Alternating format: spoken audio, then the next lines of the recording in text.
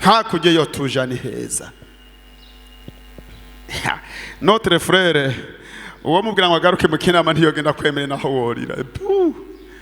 Nababwiye ko je mfise mushikanje nubu aracariho hari muri 82. Nabwiye ko yaravuye gusenga yamuririmbye nkuko muririmba ahanyene ahagaze aha acabona ikorana ry'abantu hari hakurya rimubwira ati nyaruka nyaruka nyaruka nyaruka. Bica biramwangira baca baramufata baramuraza ingene mukunda gushigikirana mugabo amashikanye mu kibanza acari iyo njoro acarasohoka kuko byaramuteye ubwoba bimuhagarika n'umutima yabonye banatari bwabone. Urumva ari muri korali abandi ntibabibonye niwe yabibonye wenyene. Hanyuma yumva arabuza amahoro acahinda ataha hari hirya y'urusengero gutyo aragenda hari hamayira hari inzira imanuka gutya n'iyindi duga gutya ageza hagoma gukorokera mu nzira itumbera ija muhira abona agoroye ukuguru ngo atambuke aravye asanga ageze mu kindi gihugu yagiye kera umubiri ucuryamaho. Twari tuzi ko ari mu rusengero ariko mu mwanya abantu bavuye mu isoko baca basanga arambaraye ngaho mu kanwa mu maso huzuyemo bunyegeri yahwereye. Hanyuma abantu baca birwa ku rusengero uyu muntu avuye ku rusengero baza bo ku rusengero ngo bagende basanga kweri ni wa mushiki wanje baraterura baca batwara muhira urumva yahwereye. Inama rero ku wa mbere kuko ntaho kumubika hariho tuzogenda kumuhamba sawa. Wumva urazi natwe umugenzo wacu nuko uja kuririmba gusenga kuririmba nuko sawa.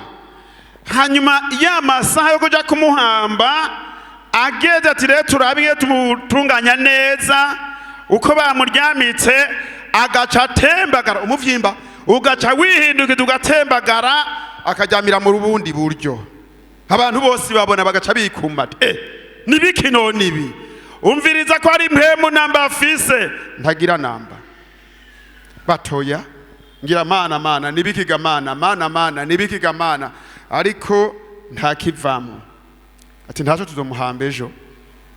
Hariho bagiye ku munsi wa kabiri bagize ngo bagera muri ya masaha bagera akavina agatembagara agasubira ino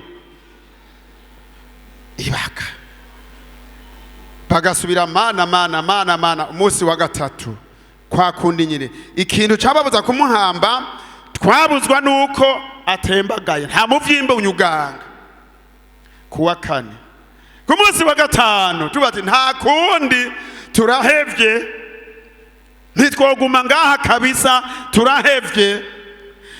Aho rero twafashe decision ya saha ya saa 3 saa 2 akabyuka acaba mu kutwitegereza bati ko muri ngaha na maki ntano umviriza n'umuntu yikanguye yiviriye mu itiro yari yiryamiye nta bindi namagi ko muraha nibiki bimeze gute.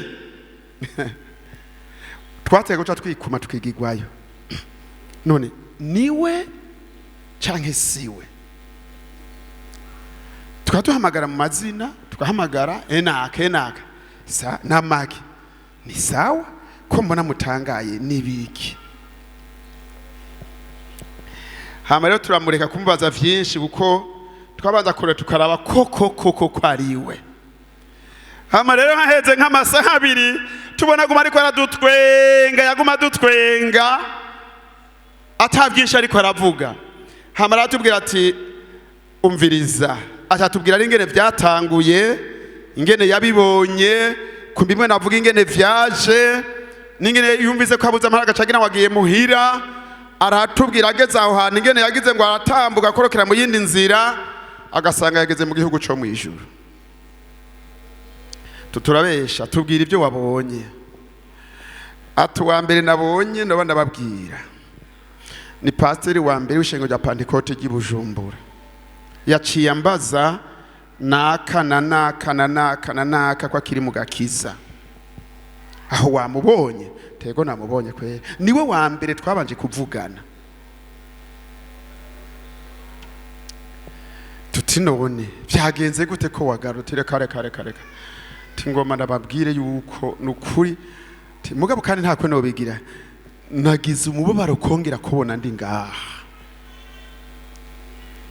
aho hantu nahantu ntigeze kubona mu buzima yari inkumi ikuze no hantu ntigeze kubona mu buzima ntazi naho hantu aho haba ubwiza nabari ingene basa n'igitangaza tuti none wagarutse guteka mu kugaruka bantaye narahe ko ntagaruka ntihace haza abagabo babiri baranterura baca baranshibura genda wewe ntiharage genda ubwira abantu ibyo ubonye aho hantu tuvuga tuzoja nta umuntu yipfuza ageze kugaruka kandi nubu baracariho kandi nubu baracari umuririmbyi mu ishengero nama ndamubazane uribuka wa mwaka ati hora muransengera sinze mpombe gusubira hajya hantu agoti muransengera sinze mpombe kuzosubira hajya hantu aho hantu nubu namana inyota namana igishika cyo kongera kubona aho hantu ubwiza bw'aho hantu ndaburindiriye kuzokongera gusubirayo